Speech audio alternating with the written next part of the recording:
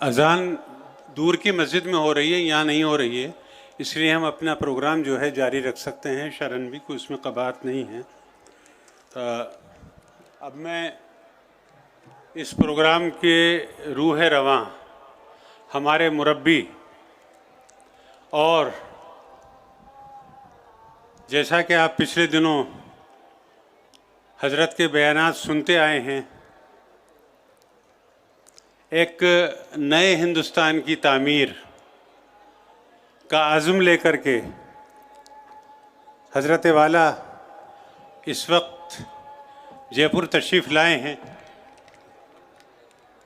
اور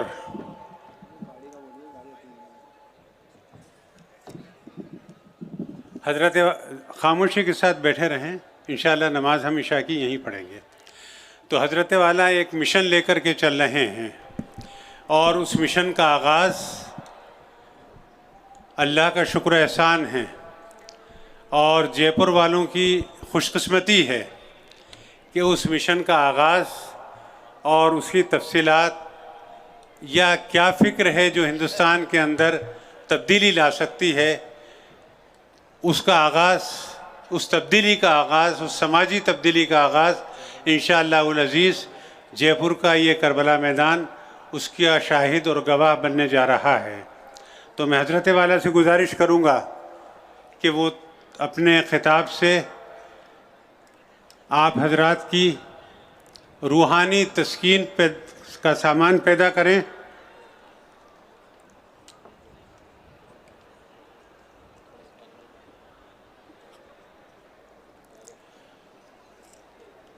تو میں مولانا محترم سے گزارش کروں گا کہ اپنی گفتگو کا آغاز کریں۔ اس سے پہلے ایک ضروری اعلان یہ ہے کہ ادھر اس طرف جو ہے ابو بکر اسکول ہے، اس کی طرف سے بھی لیڈیز جا سکتی ہیں، ادھر بھی لیڈیز کے جانے کا انتظام ہے، مردوں کو ادھر سے ہٹا دیا گیا ہے، اس لیے آپ سکون سے جب جائیں تو اس راستے کا بھی استعمال کر سکتی ہیں۔ بہت ہی خاموشی کے ساتھ آپ مولانا کے بیان کو سنیں گے، ایسی مجھے امید ہے۔ خاموشی کے ساتھ بیٹھ جائیں۔ یہ پیچھے کچھ لوگ کھڑے ہوئے ہیں، ان سے گزارش یہ ہے کہ وہیں جہاں کھڑے ہیں خاموشی کے ساتھ بیٹھ جائیں۔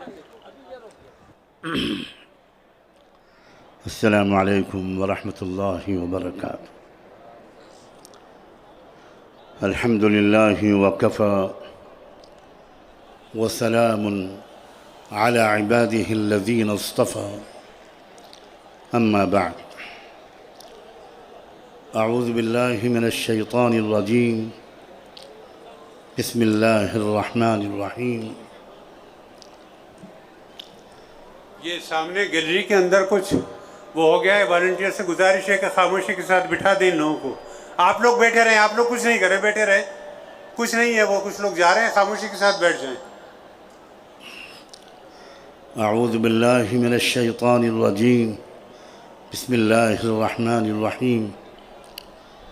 ومکروا ومکر اللہ واللہ خیر الماکرین۔ وقال تعالى عسى أن تكرهوا شيئا وهو خير لكم وعسى أن تحبوا شيئا وهو شر لكم والله يعلم وأنتم لا تعلمون۔ وقال تعالى وقال الذين كفروا لرسلهم لنخرجنكم من أرضنا أو لتعودن في ملتنا فأوحى إليهم ربهم لنهلكن الظالمين ولنسكننكم الأرض من بعدهم ذلك لمن خاف مقامي وخاف وعيد۔ سبحان ربك رب العزة عما يصفون وسلام على المرسلين والحمد لله رب العالمين۔ اللهم صل على سيدنا محمد وعلى آل سيدنا محمد وبارك وسلم۔ بہت عزت و احترام کے لائق حضرات علماء کرام، عمائدین ملت، میری بہنوں، بیٹیوں، بھائیوں، نوجوانوں اور بزرگوں، میں سب سے پہلے تو اپنے تمام اکابرین سے اس بات پر معذرت چاہتا ہوں کہ مجھے اپنی صحت کی حالت کی وجہ سے بیٹھ کر آپ سے گفتگو کرنی پڑ رہی ہے۔ امید ہے کہ آپ میری اس بے ادبی کو معاف فرمائیں۔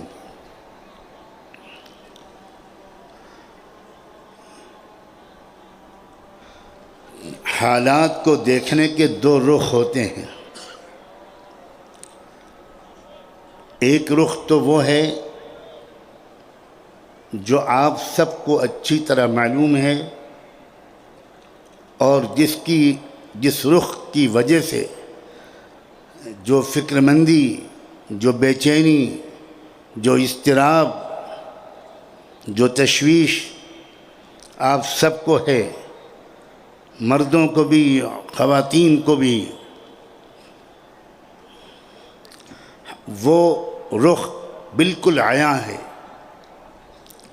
خطرات ہیں، سازشیں ہیں، مذموم ارادے ہیں، جانیں لی جا رہی ہیں، مکانات، دکانیں بلڈوز کیے جا رہی ہیں، عزتیں لوٹی جا رہی ہیں، جیل بھر رہے ہیں، اور قوموں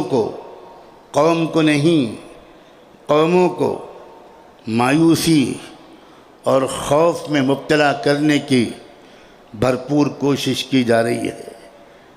مگر میں پورے اعتماد کے ساتھ اس وقت آپ سے یہ کہنا چاہتا ہوں اور گزارش کرتا ہوں کہ اس کو بہت سنجیدگی سے سن کر غور کیجیے گا کہ حالات کا یہ حقیقی رخ نہیں ہے۔ حالات کا دوسرا رخ یہ ہے کہ انصاف کے غلبے کا وقت قریب ہے۔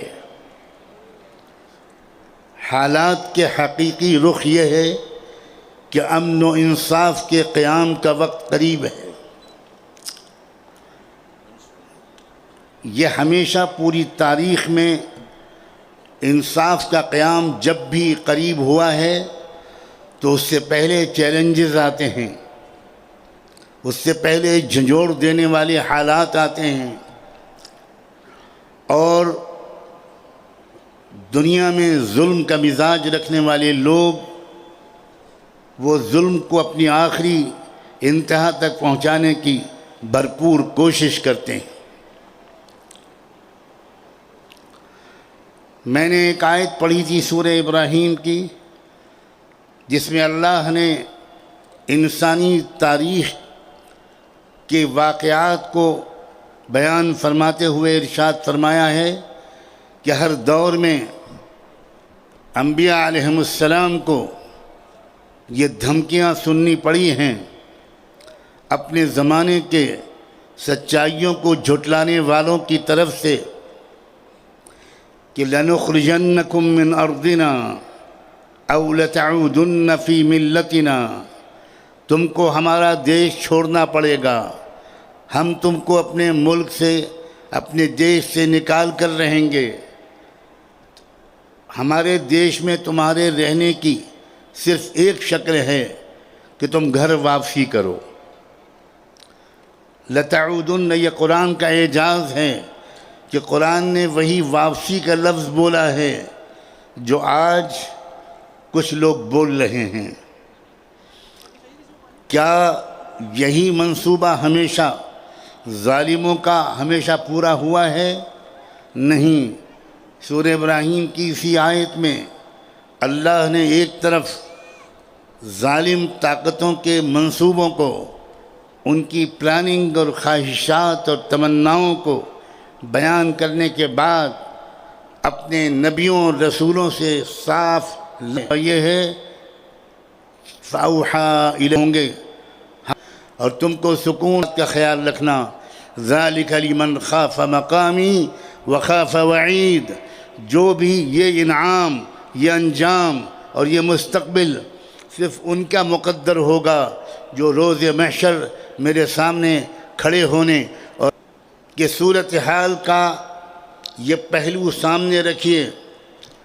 رات کا اندھیرا جب بہت بڑھتا ہے، ہاتھ کو ہاتھ سجائی نہیں دیتا، تو اس کو دیکھ کر دو قسم کے تاثرات قائم ہوتے ہیں۔ کچھ لوگ گھبرانے لگتے ہیں، اندھیرا بہت چھا گیا، اب کیا ہوگا، اور کچھ اور لوگ ہوتے ہیں اندھیرے کے قریب ہونے کا مطلب یہ ہے اگر یہ حالات نہ ہوتے، اگر کچھ عقل کے دشمنوں نے، اگر انصاف کے دشمنوں نے اس ملک میں ظلم کا ننگا ناچنا نہ شروع کیا ہوتا، تو کیا آج کربلا کا یہ میدان تاریخ ساز کربلا کے میدان کی یاد دلا رہا ہوتا؟ قتل حسین اصل میں مرگ یزید ہے، اسلام زندہ ہوتا ہے ہر کربلا کے بعد۔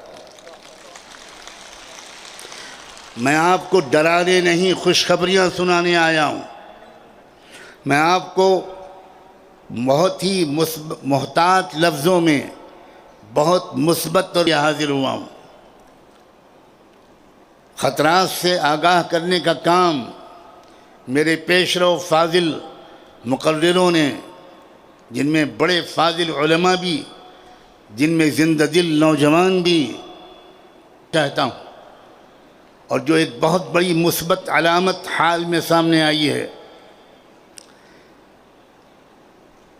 اللہ نے اپنے کرم سے، اپنی قدرت سے رحمت دو عالم آقا انعامدار محسن انسانیت سیدنا محمد رسول اللہ صلی اللہ علیہ وآلہ وسلم کی ذات گرامی کو، ان کی زندگی کو، ان کے نام نامی کو پوری دنیا کا سب سے بڑا ایجنڈا بنا دیا۔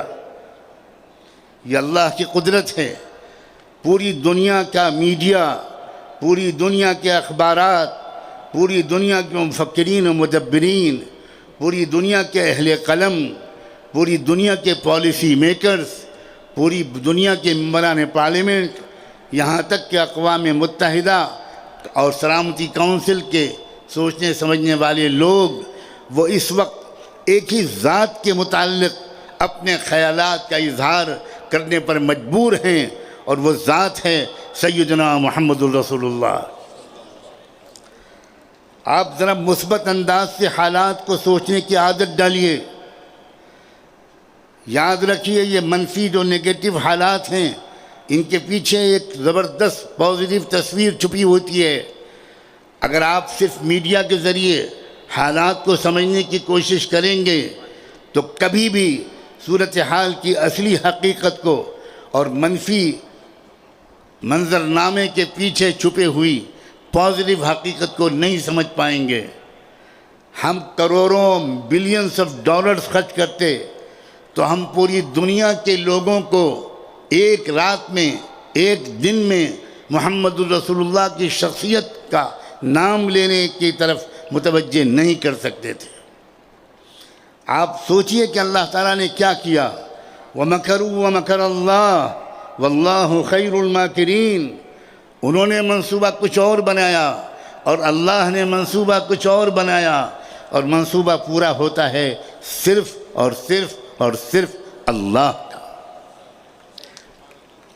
یہ موقع ہے نوجوانوں، میری بیٹیوں، میری بہنوں، میری نوجوانوں، میرے جگر کے ٹکڑوں، ملک و ملت کا مستقبل بننے کی حیثیت رکھنے والے اے نوجوانوں، یہ موقع ہے کہ تم ایک بار پوری سنجیدگی کے ساتھ واپس آ جاؤ اور چمٹ جاؤ دامن مصطفیٰ صلی اللہ علیہ وآلہ وسلم سے۔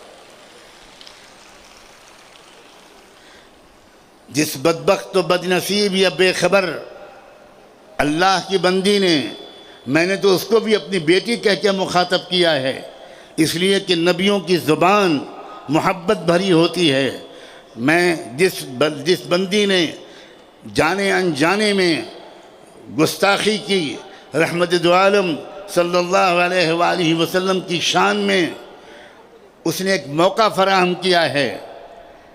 کیا موقع فراہم کیا ہے؟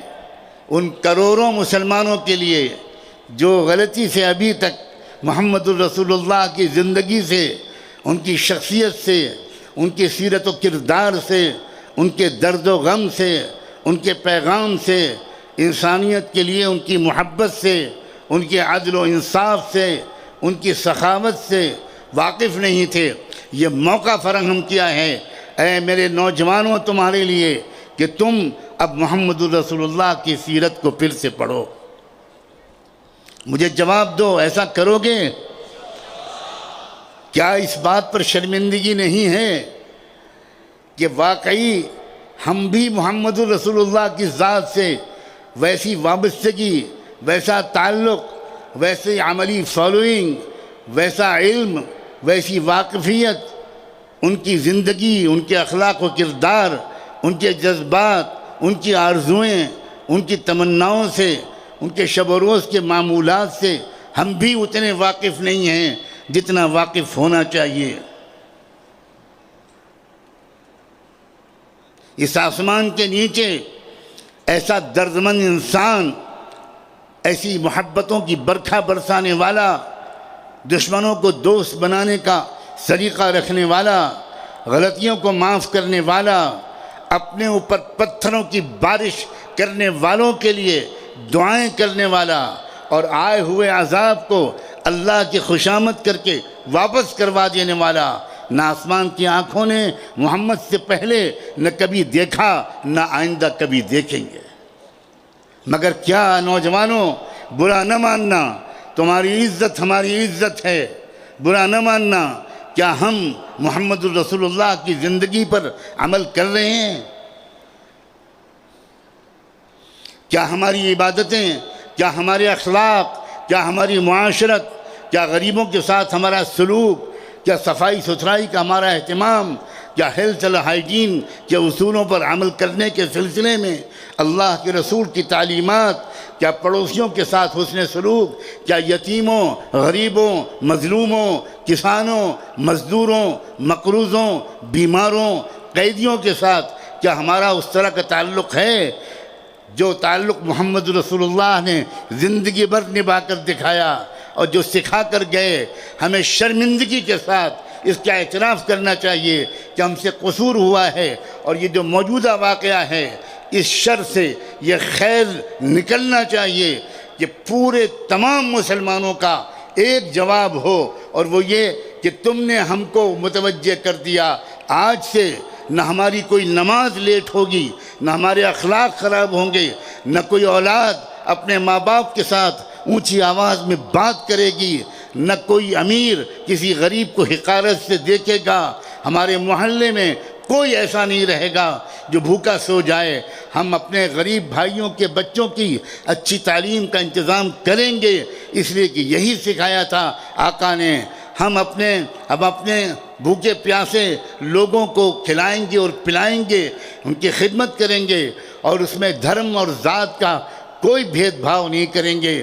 جیسے رحمت دو عالم نے کسی کے ساتھ بھید بھاؤ نہیں کیا تھا، وہ رحمت للمسلمین نہیں تھے، وہ رحمت للعالمین تھے۔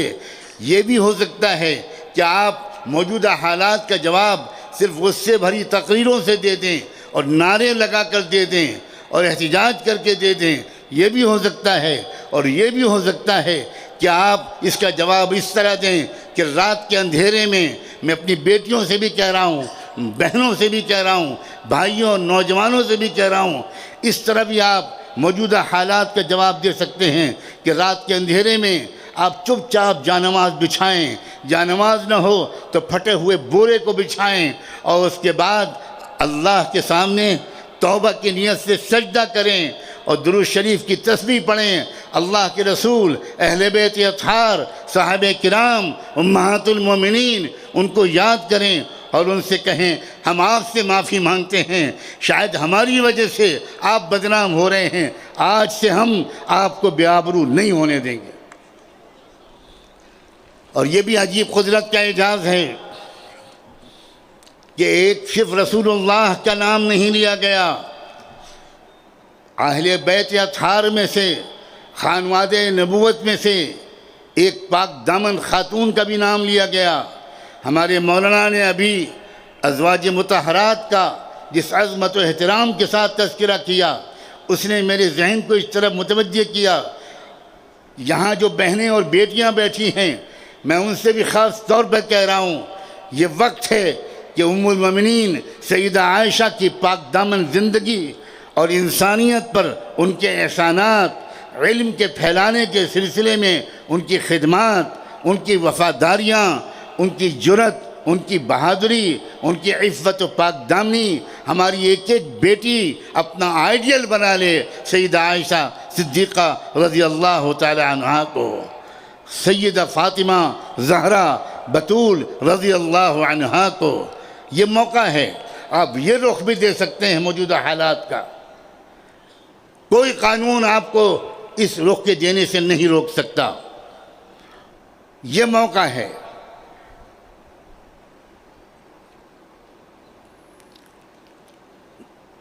آپ نے شاید اردو کے مشہور شاعر اختر شیرانی کی زندگی کا ایک واقعہ سنا ہوگا۔ اختر شیرانی بڑے زبردست شاعر تھے، اور شاعر حضرات سے معذرت کے ساتھ کہتا ہوں کہ بہت سے شاعروں کی طرح شراب و کباب کے عادی ہو گئے تھے۔ ایک دن شراب کے نشے میں چور بیٹھے ہوئے تھے، زبان لڑکھڑا رہی تھی، ہوش جا چکا تھا، اور سنا ہے کہ جب کسی کے دماغ پر نشہ طاری ہوتا ہے، کوئی نشے میں مخمور ہو جاتا ہے، تو اپنے کو اپنی دنیا کا سب سے بڑا آدمی سمجھنے لگتا ہے۔ اسی کیفیت میں تھے کہ ان کے کسی منچلے اور شوخ شاگرد نے، اسٹوڈنٹ نے ان سے تفریح لینی شروع کی، اور مختلف لوگوں کے بارے میں سوالات کرنے شروع کیے۔ کہا، استاد جی جوش کے بارے میں کیا خیال ہے؟ استاد جی فلاں کے بارے میں کیا خیال ہے؟ اردو ادب کے عظیم اساطین کے نام لے کر، شعر و ادب کے عظیم اماموں کے نام لے کر جو اس دور میں تھے، پوچھنا شروع کیا اختر شیرانی سے۔ اختر شیرانی ہر ایک کو کنڈم کرتے چلے گئے۔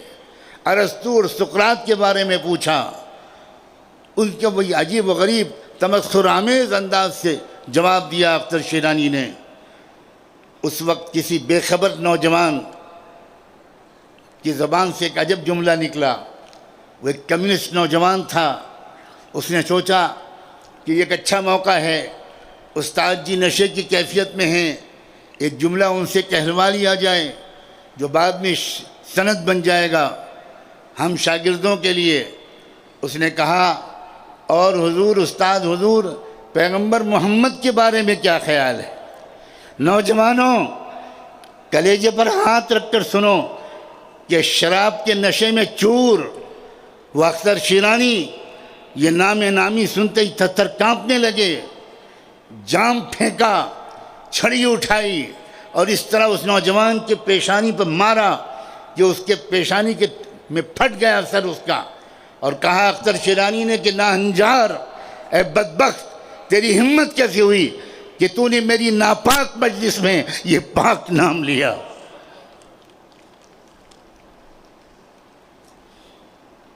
اس کے بعد اٹھے، نکل گئے مجلس چھوڑ کر، اور کمرہ بند کر لیا، غسل کیا، کپڑے بدلے، جانماز بچھائی، اور کہا، اللہ آج میری وجہ سے آپ کے حبیب، آپ کے محبوب، وجہ تخلیق کائنات سید البشر کا نام بدنام ہوا ہے۔ مجھ سے بڑھ کر روئے زمین پر کوئی گنہگار نہیں ہے، بار الہ مجھے معاف کر دے، آج سے میں وعدہ کرتا ہوں کبھی شراب کو منہ نہیں لگاؤں گا۔ اور سوانح نگار اختر شیرانی کے سوانح نگاروں نے لکھا ہے کہ اس کے بعد سے مرتے دم تک شراب کو ہاتھ نہیں لگایا، اور ایک اچھے مومن بن کر دنیا سے رخصت ہوئے۔ یہ بھی ایک طریقہ ہے، ان چیلنجز کو قبول کرنے کا یہ بھی ایک طریقہ ہے۔ یہ جلسہ خالی سیاسی جلسہ ہرگز نہیں ہے، یہ جلسہ ایک اصلاحی جلسہ ہے، یہ جلسہ ایک تعلیمی جلسہ ہے، یہ جلسہ ایک تربیتی جلسہ ہے، یہ جلسہ ایک ایجوکیشن کی روح لیے ہوئے ہے۔ اور میں آپ کے اس جذبے کو، اس ادب کو، اس سلیقے کو، اس وقار کو اور عشق رسول کی اس آگ کو جو آپ کے سینے میں بھڑکی ہوئی ہے، میں اس کو سلام کرتا ہوں۔ ایک طریقہ یہ ہے اس گستاخی اور بدبخت اور بدزبان لوگوں کی اس حرکت کا جواب دینے کا، وہ یہ کہ thank you nipple Sharma and thank you, تم نے ہمیں جگہ دیا، تم نے ہمارے ٹوٹے ہوئے رشتے کو جوڑ دیا۔ اب ہم صحابہ اور اہل بیت اور امہات المومنین اور محمد رسول اللہ کے قدموں کے نشانوں پر سروں کے بل چلیں گے۔ اب ہم غریبوں کا خیال کریں گے، اپنی شادیوں میں پیسہ خرچ نہیں کریں گے، ہم غریب بیٹیوں کی شادیوں میں پیسہ خرچ کریں گے، ہم اچھی تعلیم کے دلانے پر پیسہ خرچ کریں گے، ہم ان تمام حرکتوں سے باز آئیں گے۔ میں لوگوں میں معذرت کے ساتھ کہتا ہوں، حکومت کو اور سیاسی پارٹیوں کو برا بھلا کہہ دینا یہ کوئی مشکل کام نہیں ہے، لیکن اپنے سماج کی خرابیوں کو برسر عام محبت کے ساتھ ٹوکنا، اس کا رواج ختم ہو گیا۔ ابھی 2-2.5 مہینے پہلے کی بات ہے، حیدرآباد شہر کے ایک مسلمان جن کو اللہ نے مال سے نوازا، انہوں نے اپنی بیٹی کی شادی میں 16 کروڑ روپیہ خرچ کیا۔ آپ نے سنا کتنا خرچ کیا؟ جواب دیجئے۔ 16 کروڑ روپیہ۔ اور پھر کیا ہوا؟ انہی سیٹھ صاحب نے اپنی فیکٹری کے اندر ایک چھوٹی سی مسجد بنائی تھی، اس مسجد کے امام صاحب کی بیوی کی طبیعت خراب ہوئی، وہ امام صاحب اپنے سیٹھ صاحب سے ہفتے 10 دن کی چھٹی لے کر اپنی بیوی کی دیکھ بھال کے لیے گاؤں گئے۔ بیوی کی طبیعت زیادہ خراب تھی، ان کو آنے میں 2-4 دن دیر ہو گئی۔ وہ 2-4 دن دیر کے بعد جب امام واپس آئے تو انہی سیٹھ صاحب نے، جنہوں نے اپنی بیٹی کی شادی پر 16 کروڑ روپیہ خرچ کیا تھا، انہی صاحب نے امام صاحب کی تنخواہ میں سے 4000 روپے کاٹ لیے۔ یہ اسلام ہے؟ ایسے انسان کو مسلمان کہنا کیا ممکن ہے؟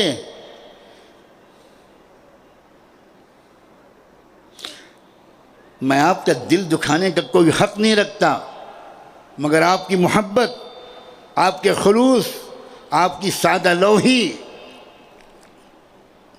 اس کی وجہ سے میں جرأت کرتا ہوں اور اپنا آپ کا حق سمجھتا ہوں اور اپنا فرض سمجھتا ہوں کہ ہم اپنے بھی گریبان میں جھانک کر دیکھنے کی عادت ڈالیں۔ کیا ہمارے درمیان وہ اتحاد، وہ وحدت ملت، وہ اتحاد فکر ہے جو ہونا چاہیے؟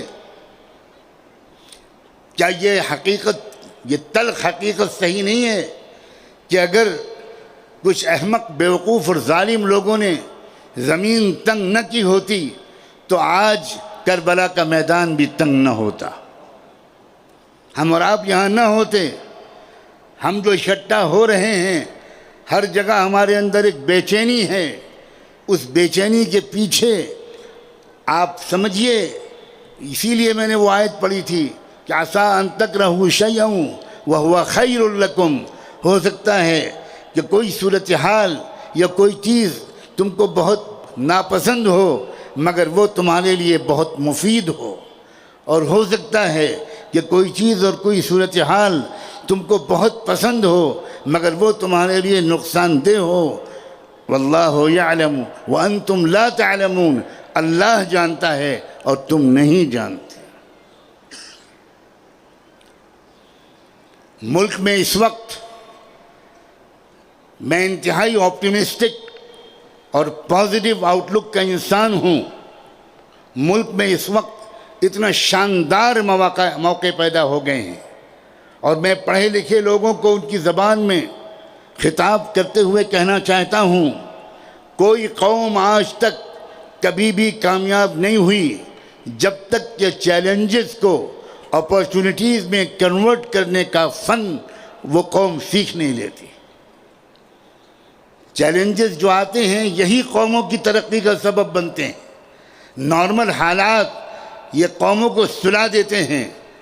چیلنجز جب آتے ہیں، اگر صحیح قیادت مل جائے، اگر صحیح لیڈرشپ مل جائے اور قوم اس صحیح لیڈرشپ کی قدر کر لے، قوم اگر اس پازیٹیو رہنمائی کی قدر کر لے، تو پھر یقین رکھیے وہی چیلنجز اس قوم کی ترقی کا سبب بنتے ہیں۔ جاپان کی ترقی، آپ جنرل نالج کے اگر اسٹوڈنٹ رہے ہیں تو پڑھیے وہ جاپان جو نیوکلیئر حملے سے پہلے تھا اور وہ جاپان جو نیوکلیئر حملے کے بعد ہوا۔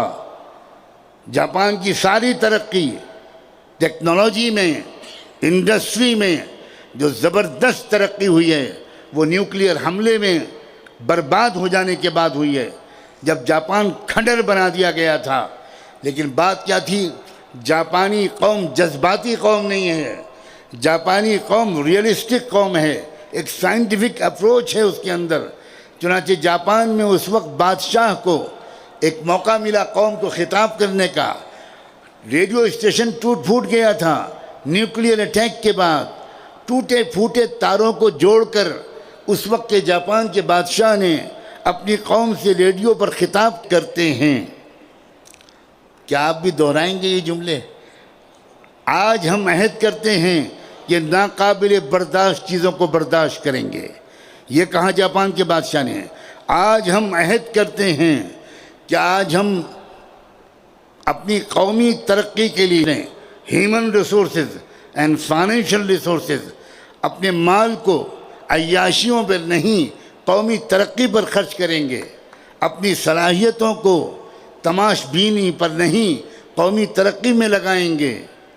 چنانچہ قوم نے جو جواب دیا اپنے بادشاہ کی تقریر کا، وہ اس طرح جواب دیا کہ قوم نے کہا کہ اب تک ہم 12 گھنٹے کام کرتے تھے، اب ہم 16 گھنٹے کام کریں گے، اور 4 گھنٹے کی جو آمدنی ہوگی اس کو قومی خزانے میں جمع کریں گے تاکہ نیشن کو دوبارہ جلدی سے جلدی بلندیوں پر اور اپنے قدموں پر کھڑا کیا جا سکے۔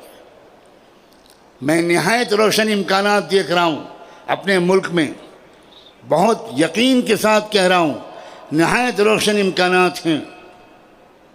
یہ مت سمجھیے کہ سارے ہی بھارت کے لوگ اتنے ہی خراب ہو گئے، ہرگز نہیں، بالکل نہیں۔ ہر سماج میں، ہر زبان کے بولنے والے لوگوں میں، ہر اسٹیٹ اور صوبے میں، ہر دھرم کے ماننے والوں میں، ہر سوشل یونٹ میں، ہر سماجی اکائی میں آج بھی اکثریت اور میجورٹی اچھے لوگوں کی ہے، لیکن وہ اچھے لوگ جڑ نہیں پا رہے ہیں۔ جے پور کے جواں ہمت اور جواں عمر ان ذمہ داران کو، جن حضرات نے اتنے بڑے جلسے کا ایک بیڑا اٹھایا، چند دنوں پہلے مجھ سے ان کی ملاقات ہوئی بامبے میں ایک میٹنگ کے دوران۔ اس وقت انہوں نے کچھ خیال پیش کیا، میں نے کچھ اپنی طرف سے تجویز پیش کی، اس لیے کہ میں راجستھان کے بارے میں، جے پور کے بارے میں، اس کی تاریخ کے مطالعے کی روشنی میں اور حالات یہاں کی جو مٹی ہے، یہاں جس طرح محبت ہے، یہاں جس طرح روحانیت ہے، اگر اس زمین میں روحانیت نہ ہوتی تو آقا انعامدار محمد مصطفیٰ صلی اللہ علیہ وآلہ وسلم نے سید الاولیاء حضرت خواجہ معین الدین چشتی نور اللہ مرقدہ کو اجمیر ہجرت کر کے وطن بنا کر پڑاؤ ڈال دینے کا حکم نہ دیا ہوتا۔ اس زمین میں روحانیت ہے، اس زمین میں سخاوت ہے، اس زمین کے اندر بہادری ہے، اس میں جذبات ہیں، اس میں محبت ہے، اور میں امید کرتا ہوں شاید آج کا یہ جلسہ بہت سے جلسوں کی طرح ایک وقتی جلسہ بن کر نہیں رہے گا، بلکہ ملک میں امن و انصاف کے قیام کی ایک منصوبہ بند جد و جہد کا نقطۂ آغاز بنے گا۔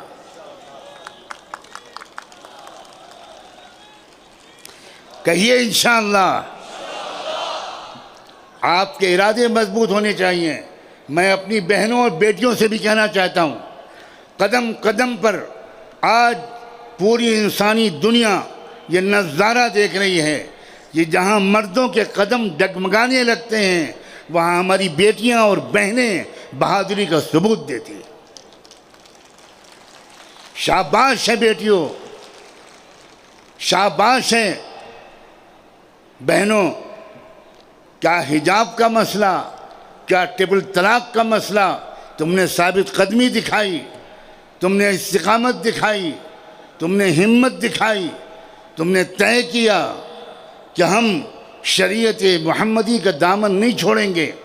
اسلامی تہذیب پاک تہذیب ہے، ایک انتہائی ترقی یافتہ تہذیب ہے، ایک نیچرل تہذیب ہے۔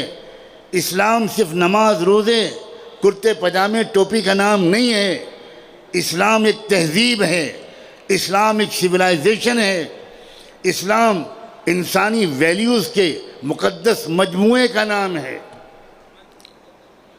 مجھے آج اسی جے پور کا ایک جلسے کی شرکت اور اس کے موقع کا تجربہ یاد آ رہا ہے۔ جب 6 دسمبر 1992 کو بابری مسجد شہید ہوئی تھی، اس کے تھوڑے ہی دنوں کے بعد جبکہ یہاں اس وقت کی جو گورنمنٹ تھی بی جے پی کی وہ ڈسمس کی گئی تھی، بھیرو سنگھ شیخاوت جی اس وقت یہاں چیف منسٹر ہوا کرتے تھے۔ اس وقت پورے ملک میں تناؤ کا ماحول تھا، نفرت کا ماحول تھا، خوف کا ماحول تھا۔ یہاں سے کچھ لوگ لکھنؤ آئے میرے پاس اور انہوں نے کہا کہ ہم ایک جلسہ سیرت کرنا چاہتے ہیں، آپ کو بلانے کے لیے آئے ہیں۔ میں نے کہا کہ دیکھو، جس نبی رحمت کے تذکرے پر تم ایک جلسہ کرنا چاہتے ہو وہ مسلمانوں کے نبی نہیں تھے، وہ دنیا کی تمام قوموں کے لیے خدا کی طرف سے رحمت کا پیام لے کر آئے تھے۔ اس لیے اگر تم اپنے جلسے میں صرف مسلمانوں کو بلاؤ گے تو میں معذرت چاہتا ہوں، تم سب کو بلاؤ، سب غیر مسلموں کو بلاؤ، مردوں اور خواتین کو بلاؤ۔ اگر لوگ نہیں آتے تو تمہاری ذمہ داری نہیں ہے، لیکن تمہاری طرف سے عام دعوت و پکار ہونی چاہیے۔ وہ لوگ تھوڑے ہچکچائے اور ڈرے کہ اس وقت کے تناؤ کے ماحول میں یہ کیسے ممکن ہوگا، لیکن میرے اصرار پر اللہ نے ان کے دلوں میں ہمت ڈال دی اور انہوں نے وعدہ کیا، اور بالآخر میں شاید فروری کا مہینہ تھا جب میں جے پور آیا، اور مجھے یہ تو یاد نہیں رہا کہ وہ کون سا گراؤنڈ تھا، لیکن میں جب جلسے گاہ میں آیا تو میں یہ دیکھ کر حیران رہ گیا کہ تقریباً 2-3 ہزار نان مسلم بھائی اور بہنیں موجود ہیں اور بقیہ 7-8 ہزار یا 10 ہزار مسلمان تھے۔ اس موقع پر بھیرو سنگھ شیخاوت صاحب کو بھی ان لوگوں نے مہمان خصوصی کے طور پر بلایا تھا۔ کافی سیکیورٹی تھی، پولیس کی بہت بڑی نفری وہاں پر حفاظت کے لیے تعینات تھی۔ شیخاوت صاحب کی تقریر کے لیے بلایا گیا تو شیخاوت صاحب نے حضرت رسول پاک صلی اللہ علیہ وآلہ وسلم کی شان میں وہ اچھے کلمات کہے جو عام طور پر پڑھے لکھے شریف مزاج کے غیر مسلم کہا کرتے ہیں، لیکن لمبی تقریر کرنے کے بجائے 5-10 منٹ بولنے کے بعد انہوں نے کہا کہ میں کچھ اور کیا کہہ پاؤں گا، میں تو خود آپ سے سیکھنے آیا ہوں، سننے آیا ہوں۔ ہاں مجھے اجازت دیجیے، ایک پرشن، ایک سوال ہے جو میرے ذہن میں بہت دن سے گونج رہا ہے، اور وہ یہ مجھے وہ کرنے کی اجازت دیجیے، اس لیے کہ میں دیکھ رہا ہوں کہ منچ پر بہت بڑی تعداد میں علماء اور ودوان موجود ہیں، اور وہ سوال یہ ہے کہ میری سمجھ میں اب تک نہیں آیا کہ وہ قوم کیوں غریب ہے جس کے پاس زکوٰۃ جیسا سسٹم موجود ہے۔ انہوں نے کہا میں نے اسلام کے بارے میں جتنا پڑھا ہے، جتنا ادھین کیا ہے، اس کی وجہ سے مجھے یقین ہے کہ جس قوم کے پاس زکوٰۃ جیسا انسٹیٹیوشن ہو، زکوٰۃ جیسا سسٹم ہو، وہ کبھی غریب نہیں رہ سکتی۔ مجھے اس سوال کا جواب چاہیے۔ اس کے بعد کئی حضرات آئے لیکن کسی نے معلوم نہیں کیوں اس سوال کا جواب نہیں دیا۔ مجھے بے چینی ہوئی، 1-1:30 بجے رات کا وقت ہو گیا، سردی کا موسم تھا، شیخاوت صاحب اٹھ کر جانے لگے۔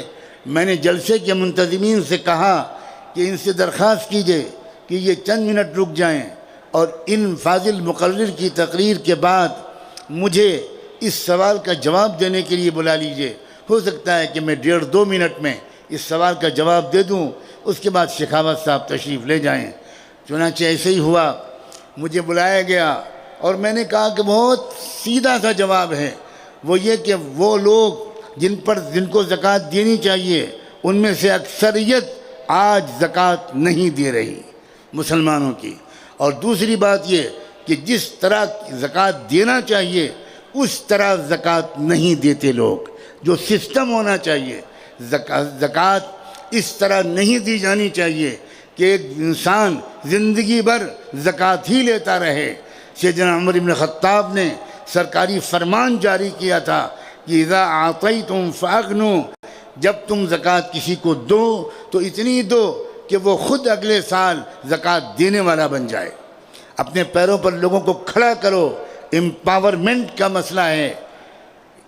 یہ ہے وجہ مسلمانوں کی غربت کیا۔ تو جب میں نے یہ بات پوری کی تو تقریباً 1.5-2 منٹ 2.5 منٹ ہوئے ہوں گے، میں بات پوری کر کے پیچھے ہٹنے لگا۔ شیخاوت صاحب نے منتظمین سے کہا کہ اگر آپ نعمانی صاحب ہی کو پوری تقریر کرنے دیں تو میں ان کی پوری تقریر سن کر ہی جاؤں گا۔ اس کے بعد میں نے اپنا کلیجہ نکال کے رکھ دیا، کیا کہا میں تو اس وقت اس کو نہیں دہرا سکتا، وقت اجازت نہیں دیتا۔ میں نے اس میں یہ کہا کہ شیخاوت صاحب، جس محبت سے آپ نے یہ سوال کیا تھا اسی محبت سے میں آپ سے ایک سوال کرتا ہوں، اگر آپ کو اس بات پر یقین ہے کہ زکوٰۃ بھارت کی غریبی کو دور کر سکتا ہے یہ سسٹم، تو پھر آپ اس سسٹم کو کیوں نہیں اپناتے؟ کیا رکاوٹ ہے؟ کیا یہ رکاوٹ ہے کہ زکوٰۃ ودیشی دھرم کا حصہ ہے؟ تو میں شیخاوت بھائی آپ سے پوچھنا چاہتا ہوں، یہ مائکروفون بھی ودیشی ہے، یہ الیکٹرک بھی ودیشی ہے، ہر چیز ودیشی کو ہم قبول کر رہے ہیں، ہوائی جہاز بھی ودیشی ہے، ٹیلی فون بھی ودیشی ہے، ہم ہر چیز کو سویکار کر رہے ہیں، اور ہم ایک اچھے سسٹم کو جس سے دیش کی غریبی دور ہو سکتی ہے اس کو سویکار نہیں کرتے۔ اس کے آگے بڑھ کر میں نے اور بھی کچھ کہا۔ میں نے کہا کہ نماز، یہ نماز عربی زبان کا لفظ نہیں ہے، نماز فارسی زبان کا لفظ ہے، اور فارسی میں سنسکرت سے آیا ہے، اور سنسکرت میں نے برہمن دھرم گرنتھ پڑھے ہیں، ان دھرم گرنتھوں میں کئی جگہ پر یہ آیا ہے کہ نمہ اج کا حکم دیا گیا ہے، اس کے باقاعدہ احکام دیے گئے ہیں۔ نمہ اج کا مطلب اس پرمیشور کے سامنے نمن کرنا جس نے کسی سے جنم نہیں لیا، یہ ہے نمہ اج۔ وہ فارسی میں بن گیا نماز۔ جب اسلام کا انتم سنسکرن، آخری ایڈیشن انڈیا میں آیا تو میں سلام بھیجتا ہوں ان عظیم اہل بصیرت مسلمانوں کو کہ انہوں نے یہاں عربی کا لفظ صلاۃ رواج دینے کے بجائے نماز کے لفظ کو رواج دیا، تاکہ بھارت کے ہر کچے پکے گھر میں یہ سندیش جائے کہ یہ نماز کوئی ودیشی عمل نہیں ہے، سب سے پہلے بھارت کو ملا تھا۔ میرے عزیز بھائیوں اور بہنوں، بھارت سے اسلام کا رشتہ، بھارت سے ہمارا رشتہ صرف یہ نہیں ہے کہ یہ ہمارا عزیز وطن ہے، بھارت سے ہمارا رشتہ مذہبی بھی ہے، دھارمک بھی ہے۔ آدم علیہ السلام کو یہ ہمارا پختہ عقیدہ ہے کہ پہلے انسان اور پہلے پیغمبر آدم علیہ السلام کو جب جنت سے اتار کر زمین میں بسانے کا اللہ نے فیصلہ کیا تو اللہ نے آدم کو عرب میں نہیں بھیجا تھا، اللہ نے آدم کو بھارت میں بھیجا تھا۔ اس علاقے کا نام جمبو سرالدیپ ہے۔ میں اپنے غیر مسلم بھائیوں سے کہوں گا کہ آپ بھوشیہ پران پڑھ لیجئے، بھوشیہ پران میں وہ پوری تفصیل موجود ہے جس کے مطابق یہ بات ثابت ہوتی ہے کہ آدم علیہ السلام جمبو سرالدیپ میں آئے تھے۔ اور مسلم علماء سے کہوں گا کہ سورہ بقرہ کی وہ آیتیں جن میں آدم علیہ السلام کے زمین میں بھیجے جانے کا قرآن میں تذکرہ ہے، اس کی تفسیر ابن کثیر میں پڑھ لیجئے۔ ابن کثیر نے بے شمار سندوں کے ساتھ یہ بات ثابت کی ہے کہ آدم علیہ السلام سرزمین ہند میں اترے تھے۔ اس لیے ہمارا رشتہ اس ملک سے دوہرا ہے، وطنی بھی ہے، مذہبی بھی ہے، اور اسی لیے ہم کو یہ فکر ہے کہ یہ اس ملک میں امن قائم ہو، اور امن قائم نہیں ہو سکتا جب تک کہ انصاف قائم نہ ہو۔ جب تک انصاف نہیں ہوگا، ہر غریب کے ساتھ، ہر مزدور کے ساتھ، ہر کسان کے ساتھ، ہر مرد اور عورت کے ساتھ جب تک انصاف نہیں ہوگا، دیش میں امن قائم نہیں ہو سکتا، اور امن قائم نہیں ہوگا تو دیش ترقی نہیں کر سکتا۔ کچھ پونجی پتی لوگ، کچھ ادیوگ پتی لوگ، کچھ کارپوریٹ ہاؤسز ترقی کر سکتے ہیں، لیکن دیش ترقی نہیں کر سکتا۔ ثبوت ہے اس بات کا کہ کورونا کے زمانے میں امبانی کی دولت 97% بڑھ گئی، اور کورونا کے زمانے میں بھارت 17 درجے نیچے چلا گیا اکنامک ڈیولپمنٹ کے لحاظ سے۔ اب ہم دنیا میں 107 نمبر کے غریبی کے لحاظ سے دیش میں ہیں۔ شرم آتی ہے کہتے ہوئے پاکستان کی حالت ہم سے بہتر، بھوٹان کی حالت ہم سے بہتر، بنگلہ دیش کی حالت ہم سے بہتر، سری لنکا کی حالت ہم سے بہتر۔ اور مسئلہ کیا ہے؟ مسئلہ یہ ہے کہ ہر مسجد کو کھودو، اس کے اندر سے شیولنگ نکلے گا۔ شرم آتی ہے، شرم آتی ہے واقعی۔ یہ کون سی سطح ہے؟ یہ کس سطح پر لوگ گر گئے ہیں؟ میں ان کو سمپردائکتا نہیں کہتا، میں اس کو کمیونزم نہیں کہتا، میں اس کو دماغی دیوالیہ پن کہتا ہوں۔ یہ انٹلیکچوئل بینکرپسی ہے، یہ کوئی دماغی بیماری ہے۔ اور ابھی کسی نے کہا تھا کہ راجہ خاموش ہے، یاد آیا؟ اور اس پر تعجب کا اظہار کیا تھا۔ مجھے اس تعجب پر تعجب ہے۔ راجہ پلیئر نہیں ہے، ٹیم کا کوچ ہے، اور کوچ گول نہیں مارتا، کوچ گول مارنے والوں کو گول مارنے کا طریقہ سکھاتا ہے۔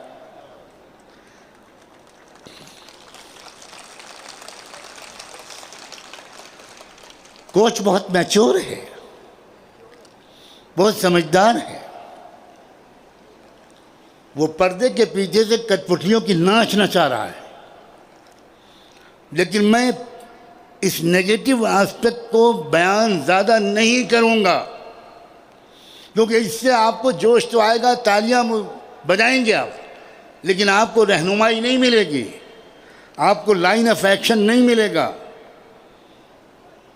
خدا کے بندو، نمبر 1، آج بھی اس ملک میں مظلوموں کی اکثریت ہے، مظلوم اکثریت میں ہیں۔ اب تک یہ مظلوم الگ الگ لڑائی لڑ رہے تھے اپنے ادھیکاروں کی۔ خدا بھلا کرے کچھ بیوقوف لوگوں کا کہ انہوں نے ان مظلوم لوگوں کے اکٹھا ہونے کا انتظام کر دیا۔ اب بھی یہ مظلوم اگر اکٹھا نہیں ہوں گے تو پھر بیوقوف ادھر بھی اور بیوقوف ادھر بھی۔ مظلوموں کو اکٹھا ہونا چاہیے۔ اور میں پھر مبارکباد دیتا ہوں کہ اس جلسے کے آرگنائزرز نے صرف مسلمانوں کو اس جلسے میں نہیں بلایا، صرف مسلمان اسپیکرز اور مقرروں کو نہیں بلایا، کاش کہ اور بھی زیادہ بڑی سنکھیا میں ہوتے، لیکن ایک مجبوری ٹائم کی بھی ہے۔ گرمی کا موسم ہے، دن میں جلسہ کر نہیں سکتے تھے، شام کے وقت میں لیمیٹیشنز ہیں کہ 10 بجے سے آگے بڑھ نہیں سکتے۔ اس لیے جن بھائیوں نے یہاں نمائندگی کی، یہ اکیلے ایک نہیں ہیں، یہ لاکھوں بلکہ کروڑوں کی تعداد میں جاٹ سماج کی نمائندگی، گجر سماج کی نمائندگی، OBC سماج کی نمائندگی، شیڈول کاسٹ سماج کی نمائندگی، شیڈول ٹرائب سماج کی نمائندگی، اور کاش کہ جو دو چار سماج اور رہ گئے ان کی نمائندگی بھی ہوتی. کیا آپ آئندہ ایک موقع ایسا اور فراہم کریں گے حافظ منظور صاحب اور مفتی اخلاق صاحب کو اور ان کے ساتھیوں کو کہ دیش بھر کے مظلوموں کے رہنماؤں کو آپ یہاں جمع کریں؟ راجستھان اس ملک کی سوکھی کھیتی کو سیراب کرے گا. کہا جاتا ہے کہ راجستھان ڈیزرٹ ہے، کہا جاتا ہے کہ راجستھان میں پانی کی کمی ہے، کہا جاتا ہے کہ راجستھان میں بہت ریگستان ہے، مگر آج سے 1400 سال پہلے بھی ریگستان ہی سے پوری دنیا میں ٹھنڈی ہوا چلی تھی. وہیں سے بہار کا موسم آیا تھا پوری دنیا میں. اور اسی لیے میں پھر یہ امید کرتا ہوں اور اسی امید پر اپنی اس بات کو مکمل کرتا ہوں کہ آپ ایک منظم گروہ بنیے. کراؤڈ بن کر ایک بار بھیڑ اکٹھا ہو جانے سے کام نہیں چلے گا. آپ اپنی زندگی کا پلیز میرے نوجوان بچوں اور بچوں سے کہہ رہا ہوں، میں کیسے بتاؤں کہ میرے دل کو تم سے کتنی محبت ہے.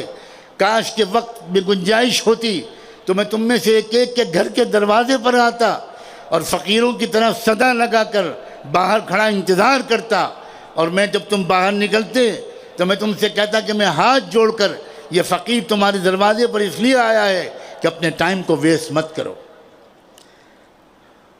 رات میں 12 1 2 بجے تک آپ موبائل سے کھیلتے رہو، باہر نوجوان باہر 4 6 دوستوں کے ساتھ باتیں کرتے رہیں، ہوٹل آباد رہیں. اس طرح آپ ترقی یافتہ قوم نہیں بن سکتے، اس طرح آپ مضبوط قوم نہیں بن سکتے. اپنی ٹائم کو بچائیے، اپنی انرجی کو سیو کیجئے. ایک ایک منٹ قیمتی ہے، ایک ایک سیکنڈ قیمتی ہے. ایک بامقصد قوم بنیے، مطالعہ کیجئے، جنرل نالج بڑھائیے، اپنی پولیٹیکل نالج بڑھائیے، سوشل ریلیشنز کو وسیع کیجئے، ایڈمنسٹریشن کو اپنائیت کی نظر سے دیکھیے. میں سچ کہتا ہوں اور واللہ کسی بناوٹ کے بغیر کہتا ہوں، مجھے اتنا دکھ ہوتا ہے اس ملک کی بدامنی کی وجہ سے، چند بدماشوں کی بدماشی کی وجہ سے. لا انفورسنگ ایجنسیز میں کام کرنے والے ہمارے بھائی اور بہن، پولیس کے ہمارے بھائی اور بہن تپتی ہوئی دھوپ میں ڈیوٹی دیتے ہیں. ان کو صبح کا ناشتہ دوپہر تک نہیں ملتا، دوپہر کا کھانا رات تک نہیں ملتا. میں جے پور کے ڈسٹرکٹ ایڈمنسٹریشن کے ایک ایک آفیسر، ایک ایک آفیشل، پولیس کے ایک ایک کرمچاری، ایک ایک کانسٹیبل بھائی، ایک ایک بہن، ان سب کا شکریہ ادا کرتا ہوں کہ آپ نے اتنے عظیم الشان اجلاس کی پرمیشن دی. بلکہ میں کہنا چاہتا ہوں، میری کچھ پولیس آفیسر سے ملاقات ہوئی کل، وہ خود میرے پاس آئے. میں نے ان سے کہا آپ جیسے اگر آفیسرز اگر پورے دیش میں آ جائیں تو بھارت جنت نشان بن سکتا ہے. آپ قدر کیجئے اپنی ایڈمنسٹریشن کی. بہت پازیٹیو لوگ ہیں، بہت قربانی ہے ان کی، کتنی محنت کرتے ہیں. آپ کو میں کیا بتاؤں، میں اس پہلو پر ہمیشہ بہت نظر رکھتا ہوں. مجھے دکھ ہوتا ہے، ہسبینڈ اور پولیس میں ہے، وائف ہاؤس وائف ہے یا کوئی جاب کرتی ہے، یا وائف پولیس میں ہے، ہسبینڈ کوئی اور کام کرتا ہے. ہماری اور آپ کی حفاظت کے لیے، ہماری آپ کی عبادت گاہوں کی حفاظت کے لیے، ہماری آپ کی جان اور مال اور عزت و آبرو کی حفاظت کے لیے سخت تکلیفیں اٹھاتی ہیں ہماری لا انفورسمنٹ ایجنسیز. یہ بیچ میں غلط فہمیوں کی دیواریں حائل ہیں، غلط ہے. یہ پولیس کی وردی میں جو پہنے ہوئے کھڑا ہے انسان، یا جو بہن کھڑی ہوئی ہے، بیٹی کھڑی ہوئی ہے، وہ صرف پولیس والا نہیں ہے، وہ پولیس والا بھی ہے، اور اس سے پہلے وہ ایک انسان ہے، ہمارا بھائی ہے، ہماری بہن ہے، ہمارا بیٹا ہے. فوج سرحدوں پر دیش کی سرحدوں کی حفاظت کرنے والے ہماری آرمی کے لوگ مہینوں اپنی فیملی سے دور رہتے ہیں. آپ جے پور کے لوگوں، میں آپ سے یہ امید کرتا ہوں اور آپ سے یہ گزارش کرتا ہوں کہ ایڈمنسٹریشن اور پبلک ان دونوں کے درمیان म्यूचुअल ट्रस्ट, बाहमी एतमाद, एक दूसरे के साथ कोऑपरेशन, उसकी एक नज़ीर कायम कीजिए। और मैं इस एतबार से हमारे हाफिज़ मंजूर साहब, मुफ्ती अखलाक साहब और इनके और तमाम और साथियों को दिली मुबारकबाद देता हूँ कि उन्होंने नहायत पॉजिटिव माइंड सेट के साथ सबको एतमाद में लेकर ये शानदार जलसा सजाया है।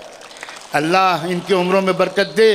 ऐ नौजवानों, तुम्हें नहीं मालूम, तुम सो रहे होते हो और मेरे जैसे कितने उलमा और बूढ़े तहज्जुद के वक्त में तुम्हारी हिफाजत के लिए रो रहे होते हैं।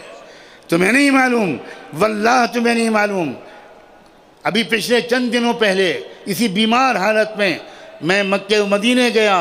सरवर कायनात के रोज़े पर हाजिर होकर मैंने पूरी मिल्लत इस्लामिया हिंदिया की तरफ से, मुसलमानान हिंद की तरफ से बारगाह नबूवत में सलात व सलाम पेश करने के बाद ये मिसरा अर्ज़ किया कि ए खासान रसूल वक्त दुआ है, ए खासान रसूल वक्त दुआ है, उम्मत पे तेरी आके अजब वक्त पड़ा है।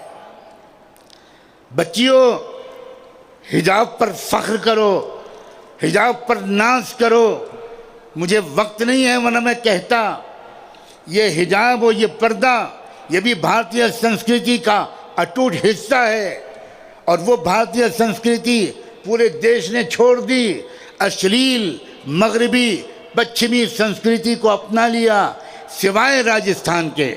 यहाँ के बहुत से समाज की औरतों ने आज भी घूंघट नहीं छोड़ा, आज भी अपना घूंघट नहीं छोड़ा।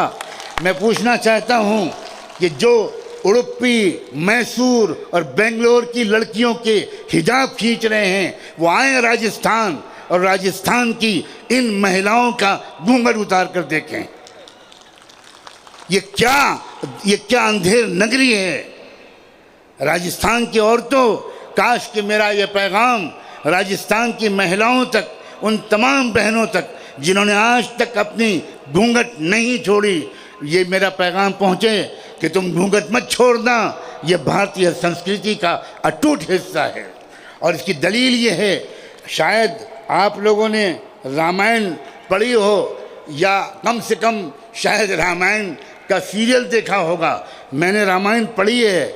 मैं उसका सीन याद रखता हूँ कि जब श्री रामचंद्र जी वनवास से वापस आए थे तो उस वक्त एक जश्न मनाया गया था उनके स्वागत के लिए। और उस वक्त उनके भाई लक्ष्मण को कहा गया, वहाँ पर 14 औरतें खड़ी हुई थीं। लक्ष्मण जी से कहा गया कि ये ले माला हार अपनी भाभी सीता के गले में ये हार पहनाओ। तो वो लक्ष्मण जी आगे बढ़े और सर झुकाए खड़े रहे। लोगों ने कहा देर हो रही है, जल्दी से सीता भाभी के दिल के गले में अब ये माला पहनाओ। तो लक्ष्मण जी ने सर झुकाए हुए जवाब दिया, कोई मुझे बताए तो कि इन महिलाओं में मेरी भाभी हैं कौन। तो लोगों ने उनसे कहा आप 14 साल अपनी भाभी की रक्षा में यहाँ रहे हैं और आपको आज तक नहीं मालूम कि आपकी भाभी कौन है। तो लक्ष्मण जी ने कहा था कि अगर मैंने कभी उनके चरणों से ऊपर देखा होता तो मैं तो पहचानता, मैंने कभी अपनी भाभी के चरणों से ऊपर नज़र नहीं उठाई। मुसलमान बहनों और बेटियों, किसी इन्फीरियरिटी कॉम्प्लेक्स में मुब्तला मत होना। तुम्हारा तालीम हासिल करो मगर पाक दामन रहो। तुम्हें देखकर कोई लड़का सीटी न बजाए, तुम्हें देखकर कोई ये न कहे कि तुम बाजारी औरत हो, तुम्हें देखकर ये कहे कि ये शरीफ घर की लड़की है, हम इसको नहीं छेड़ सकते। ये कुरान ने बताया है, पर्दे की फिलॉसफी बताई है। लिखे औरफ न फ़राज़ीन, ताकि वो पहचान ली जाएं कि वो शरीफ ज़ादियाँ हैं। मैं आखिर में आप सबका शुक्रिया अदा करता हूँ कि आपने मुझ बीमार को ये मौका दिया कि मैं कुछ दर्द दिल आपके सामने कह सकूं। और मैं इस बात पर भी माज़रत करता हूं कि मेरे पेशरो फाजिल मुक़र्रिरीन ने मुझ पर बहुत ही एहसान करते हुए अपने अपने वक्त गुफ्तगू को मुख्तसर रखा और हर एक का गोया इसरार ये था कि तुम्हें ज़रा हम सब की नुमाइंदगी करते हुए तफसीली बात करनी है। खुदा करे कि मेरी ज़बान से कोई ऐसी बात न निकली हो जो इस नुमाइंदगी के शान न हो। आप सबको मुबारकबाद, आप सबको सलाम, आप सबका शुक्रिया। اور اس بات کی دلی دعا کہ دونوں جہان کی خوشیاں ہم سب کے نصیب میں لکھی جائیں. وآخر دعوانا ان الحمد للہ رب العالمین. ابھی بالکل